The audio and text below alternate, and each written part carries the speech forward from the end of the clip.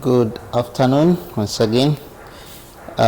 We are proceeding with our program, and today we'll be continuing with Geography 1, and today we'll try our level best to finish this paper. We have question number 2, question number 5, and question number 6. Question number 2 is during geography lesson, from 6 students were assigned by their teacher to conduct simple chain survey around their school in order to produce an outline map of their school. So it was during the lesson where the students were assigned this task. Now our question, we have 2 questions. The first question is to describe 3 instruments. So the first question is instruments that the student used in order to fix the position of points and objects. So the first question, we need to talk about the instruments that are used to fix position. The first instrument is pegs. They are called pegs, and these are wooden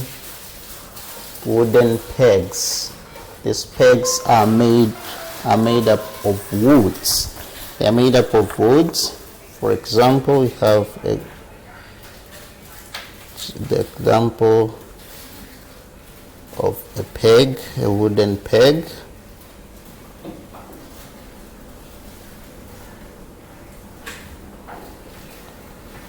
This is the example of a wooden peg, 50 centimeter. So this is an example of a wooden peg. So these pegs, we are told that these are tools made of wood.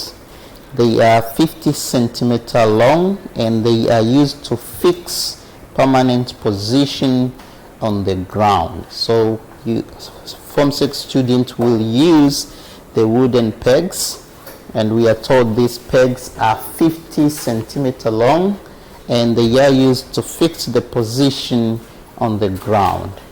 Instrument number 2 are arrows. They are called arrows, and these are made up of steel. They are made of steel, and they are also 50 centimeter long. They are made up of steel, and they are also 50 centimeters long. They are tied with a colored cloth, which simplifies their visibility from a distance, and they are also used to fix a position of station or object. And they are tied with a cloth, but this cloth is colored, and the reason of using a colored cloth, a piece of cloth, is to simplify their visibility from a distance.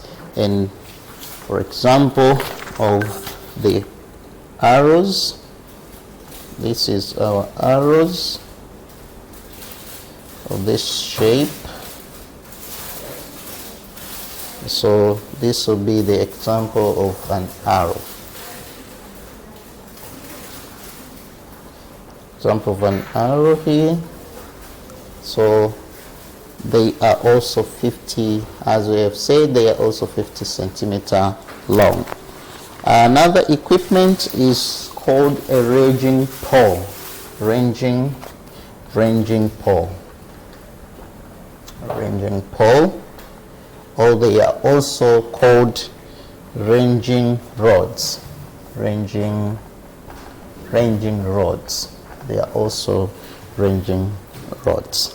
These are poles made up of woods. These are made up of woods, and they are painted in red and white. They are also painted in red and white. Why are they painted in red and white? They are painted red and white in order to fix their visibility. We paint them red and white for the case of visibility. And also they are used to fix position for station or for objects temporarily. They are fixed to fix the objects or station temporarily. Unlike the other, we are told that they do fix position permanently. And this log can be, for example, this is an example of a pod of rods, ranging rods. So the example of ranging rods. So those are the three instruments that can be used in a simple chain survey. And question number 2, we are told what are the advantages of the activity conducted by students? The advantages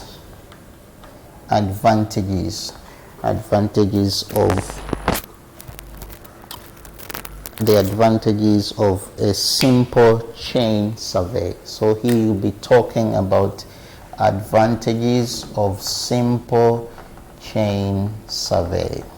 Simple chain survey, and been asked to point out any five advantages of a simple chain survey.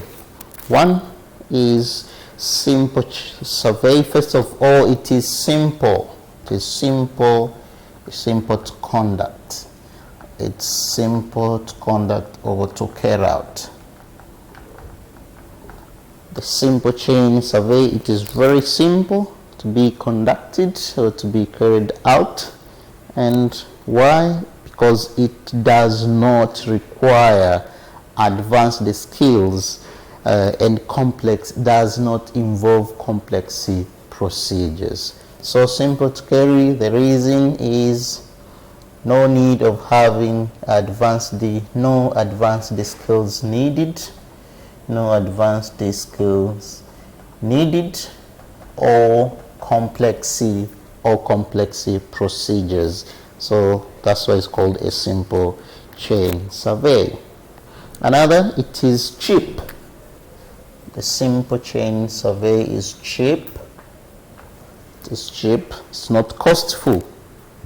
It is cheap in terms of cost because equipment are not costful, and some of them can be obtained from local environment.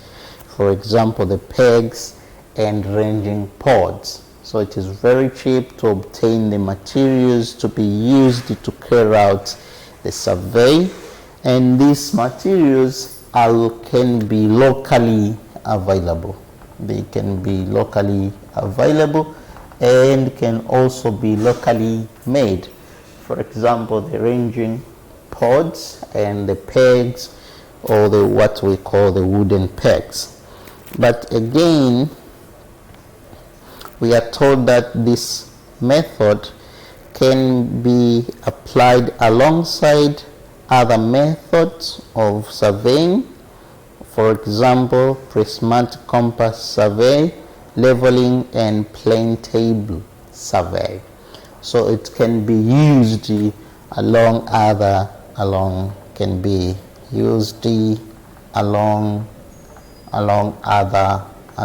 methods, and methods like leveling and plane table survey.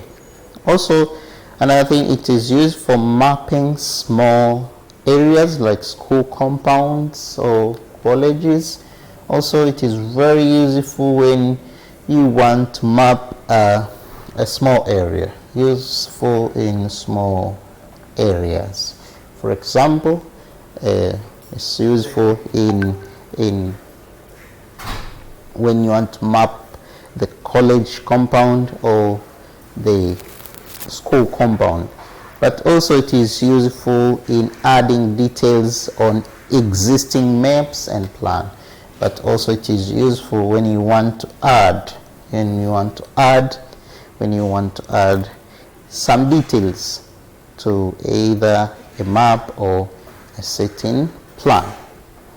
That is all about question number 2 about the simple chain survey.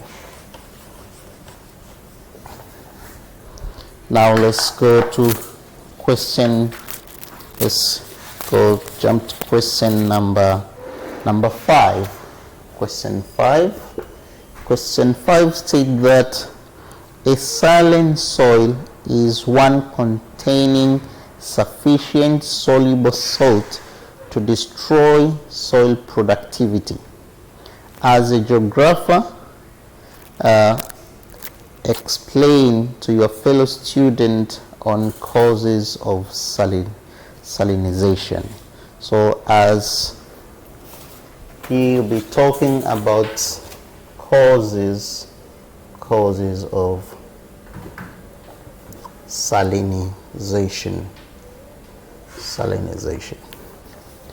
The causes of salinization.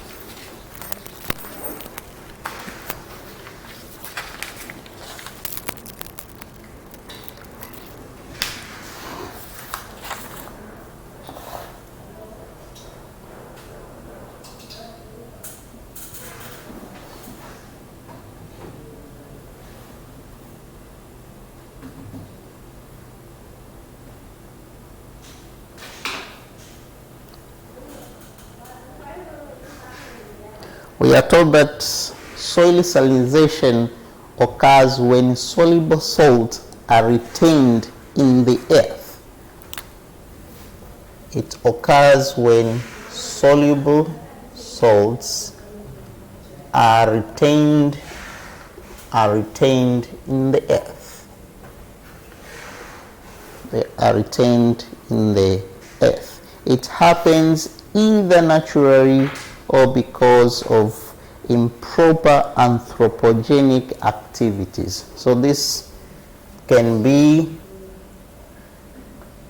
naturally or can be attributed to improper anthropogenic activities, particularly farming practice.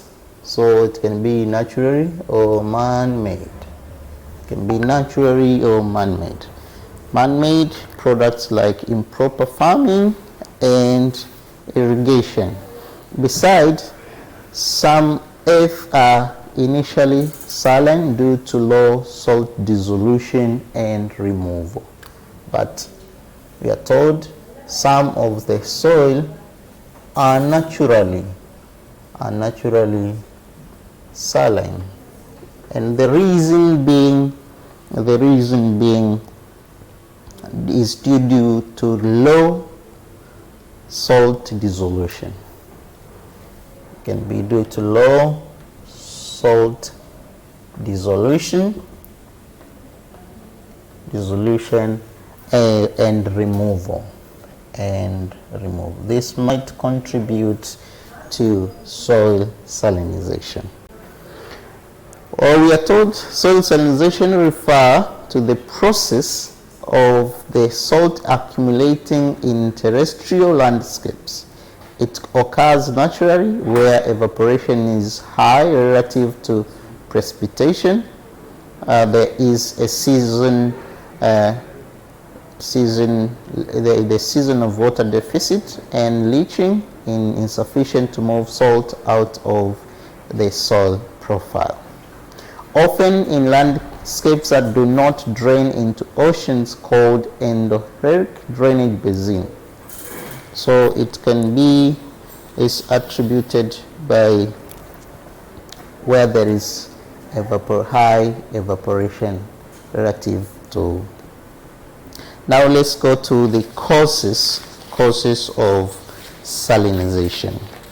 One of the reasons is dry climate and low precipitation. Dry climate and low precipitation or rainfall.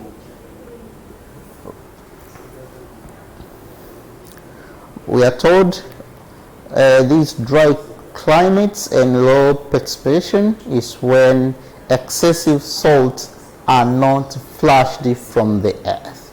It occurs when the excessive salts are not flushed from the earth. So when they are retained in the earth, it leads to soil salinization. Another reason is high evaporation rate. High evaporation rate. High evaporation rate, which adds salt. It adds salt to the ground surface. This high evaporation adds salt. It adds salt to the ground surface. And another reason is poor drainage. Poor drainage, we are told, or water logging, sometimes called water logging. Poor drainage or water logging. We are told when salts are not washed due to the lack of water transportation. Here, salts are not washed. The salts are not washed, and it is due to lack of water transportation. Water transportation. That is all about poor drainage.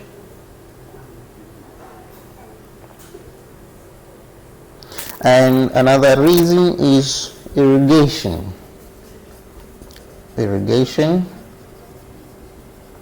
Irrigation also can be, but irrigation here we are told if this activity is carried out using water which are salt rich. If you use fresh water, for example, rainfall water, which is fresh, some lakes from water from the Lake Tanganyika or Lake Victoria, or sometimes if you use water from the river, you cannot cause soil salinization. But if an irrigation activity is carried out using salt-rich water, for example, ocean water and sea water, and sometimes well that are dug, it can contribute to soil salinization. Another thing is leakage from geological deposits and penetration to the ground through weathering. Sometimes it contributed by leakage. It's a leakage from geographical deposits and penetration into groundwater. We know we have groundwater, so if it happened due to different agents of weathering, then it also can contribute to the salinization of the water, of the soil, excuse me. But again,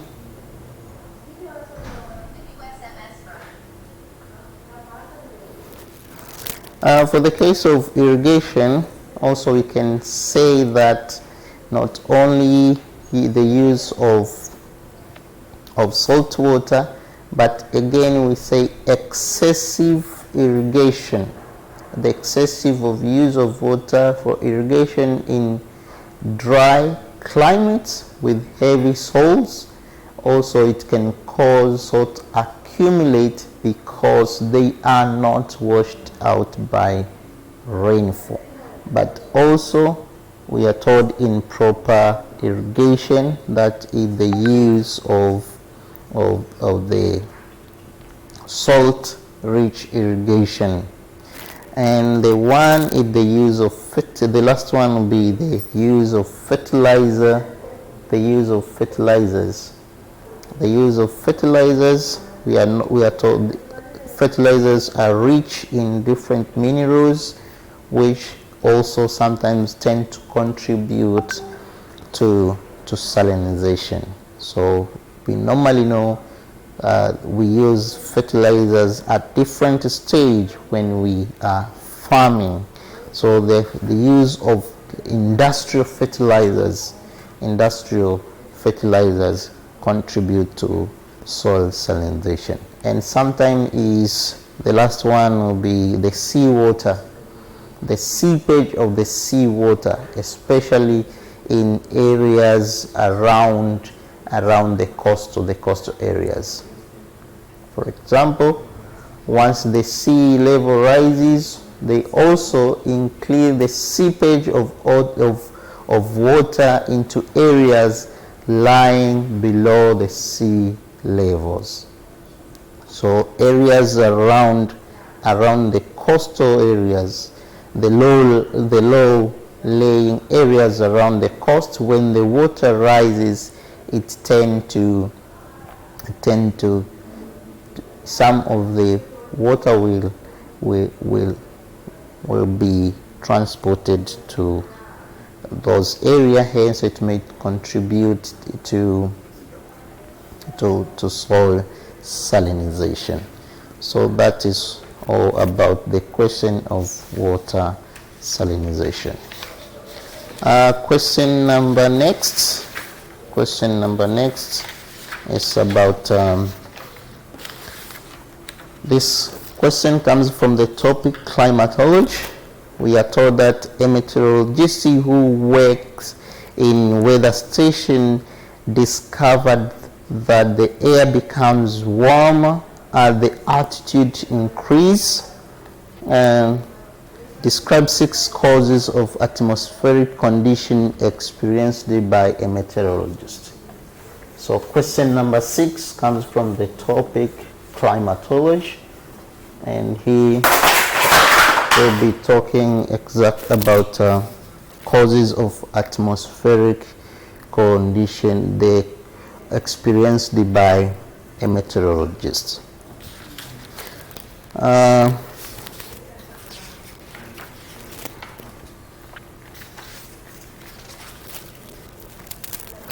We are told that temperature inversion is an atmospheric condition in which temperature increase with the increase in altitude. Once the altitude increase, also the temperature increase. So this is what we call temperature inversion. Temperature inversion.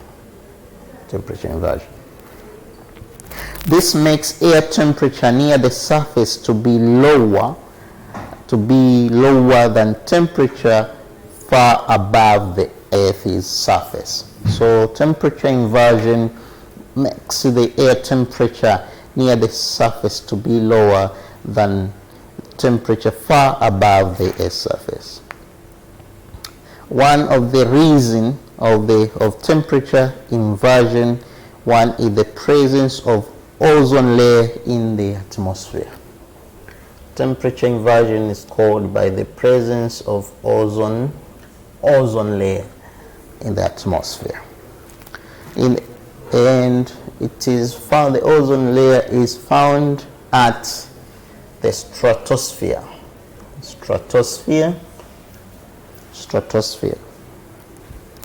We are told that the ozone layer tend to absorb the ultraviolet rays from the sun. The ozone layer, or it's called sometimes we regard the ozone layer as the blanket, which which protect the sun from the harmful ultraviolet rays from the sun. So it absorbs those ultraviolet rays from the sun.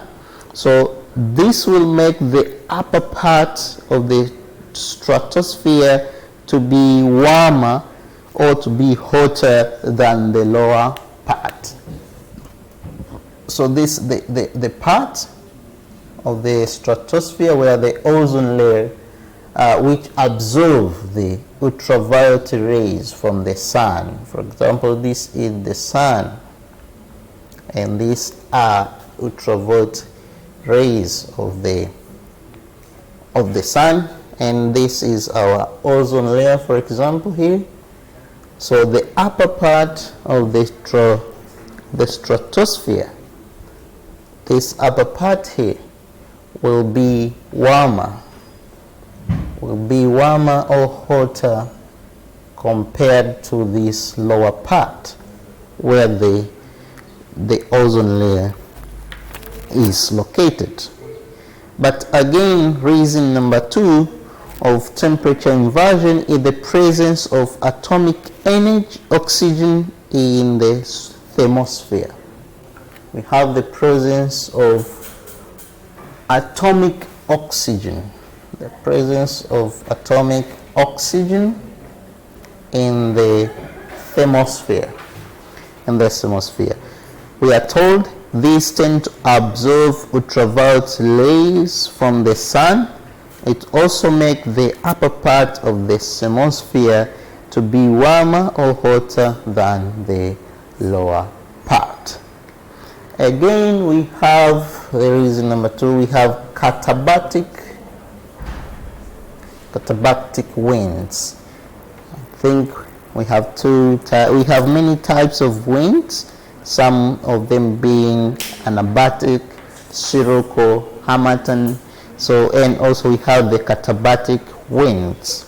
Katabatic winds, we are told these are cold winds blowing from the hills to the valley during the night.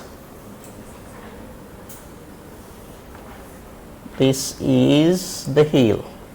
For example, this is the hill, and we are told that these are cold winds blowing from the hill.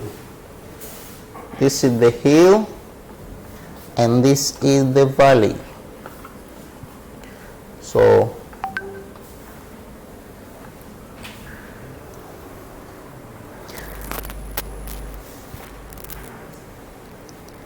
we are told that as they move, these winds, katabatic winds, as they move downhill, they pass underneath the warm valley, causing a temperature inversion to occur. So they will be passing underneath the warm part of the valley, and also that will cause the temperature inversion to occur. Some of the parts will have warmer air and some will have the cold air. That's the reason that could be a reason for temperature inversion attributed by the katabatic wind. So the cold air will descend and the rising air will ascend. So when the wind moves down the hill, it carries the cold air, and the cold air is lighter compared to warm air. So this will make the cold air to descend, and the ascending process will give the room to the warm air to ascend. The last one is land breeze. Not the last one, the other one is land breeze. We are told that we have, in this case, we have 2 types of winds. We have the sea breeze and the land breeze. So, land breeze. land breeze. We are told this is cool air moving from the land toward the sea during the night. It moves from the land toward the sea during the night. When the land is cool and the sea is warm, as this cool air moves toward the sea, it passes underneath the warm sea air, causing temperature inversion to occur. So this also happens during the night. This happens during the night. So here we have the land and the sea. This is the sea and this is the land.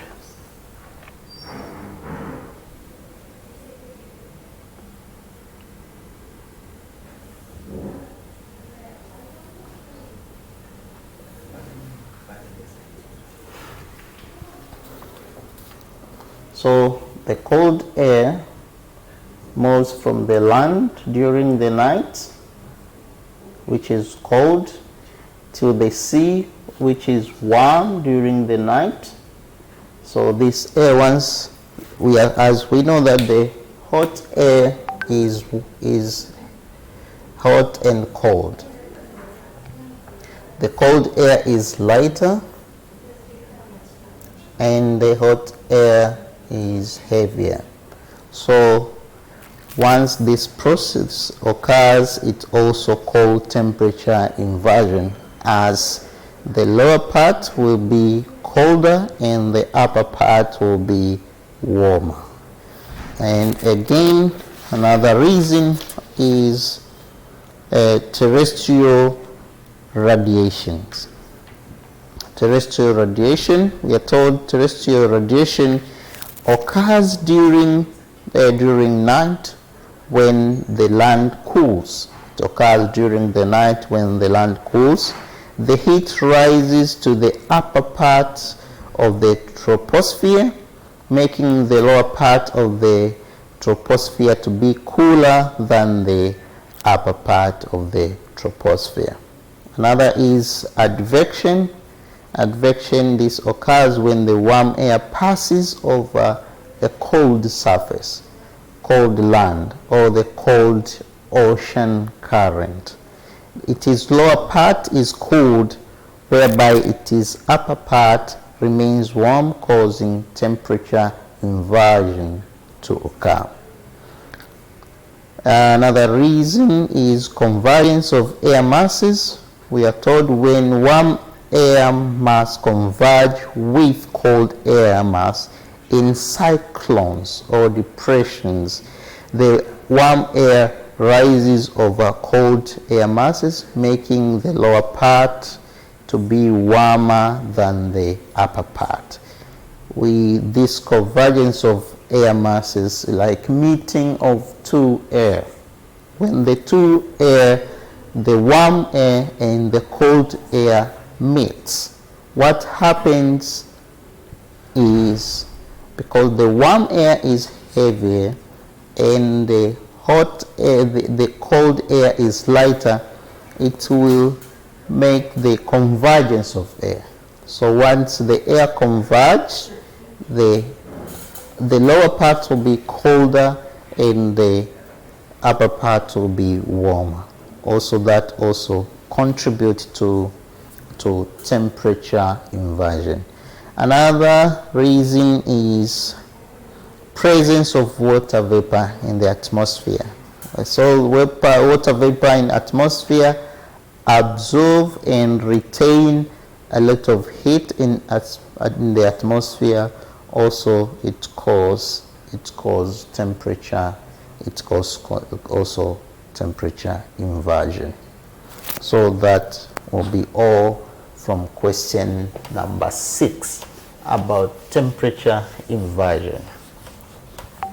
And the last question, question number 7, it's about wetlands.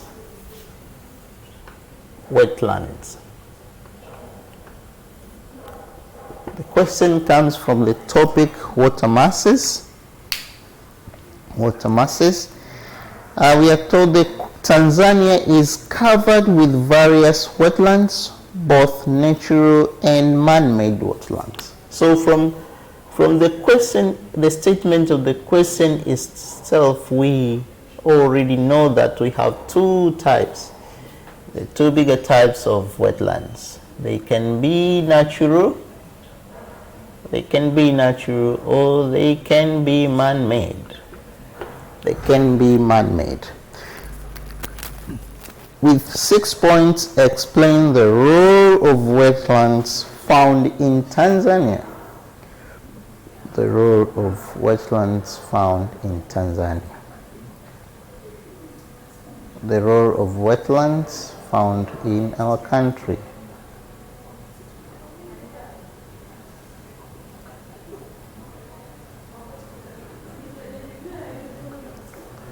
We are told wetlands constitute a wide range of inland, coastal, and marine habitats that share the common number of features.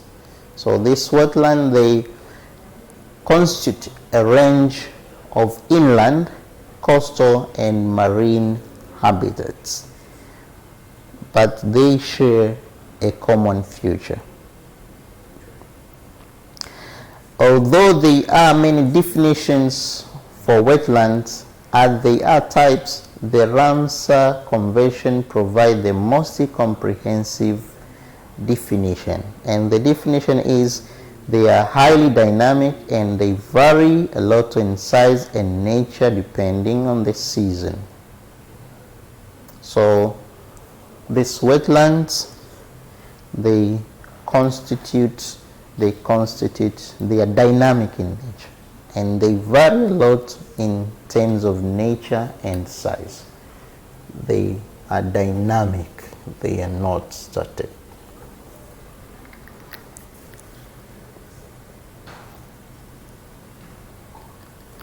We are told that wetlands, they contribute to our livelihoods and our socio-economic of the country.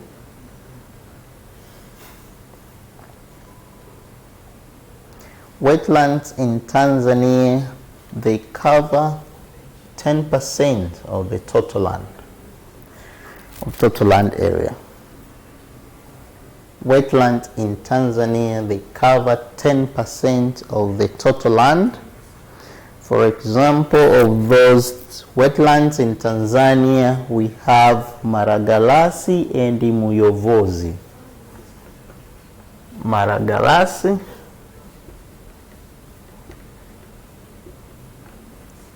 Muyovozi. We have Lake Natron Basin. Lake Natron Basin in Arusha. This is from Kigoma. This is from Arusha. We have Kilombero Valley floodplain. Kilombero Valley floodplain in Morogoro.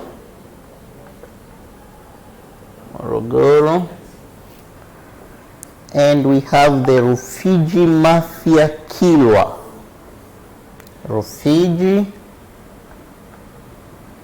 Mafia Kilwa. So this is basically in Pwani or coast region and Kilwa region. Not only these, but we also have wetlands in Usangu Flats in Mbeya. Usangu Flats in Mbeya. but we have Bahi Swamp. Bahi Swamp in, we have Bahi Swamp in Dodoma, and we have Wami systems. So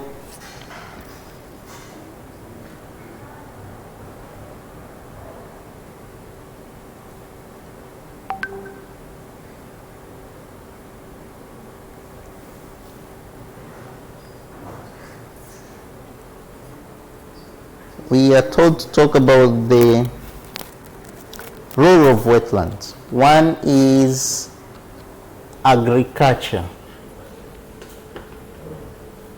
Agriculture, that's the first role. We know different agricultural activities like livestock keeping and grazing, but also farming activities, that is crop cultivation, happens in wetlands. For example, in Kilombero floodplains and the Usangu floods, where rice and sugarcane are being cultivated. But also, this wetland are source of water, source of fresh water. Some of they are source of fresh water, and also they are used for water purification. Water purification, they are source of water, so we can get fresh water, but also they are source of water. They are used for water purification, but flood control,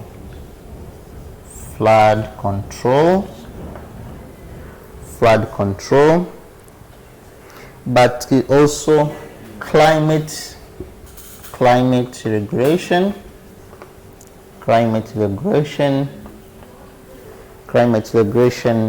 but also they can be used for recreation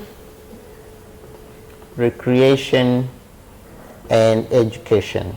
So recreation and education, and this marks the end of our presentation for today. Thank you very much for your time.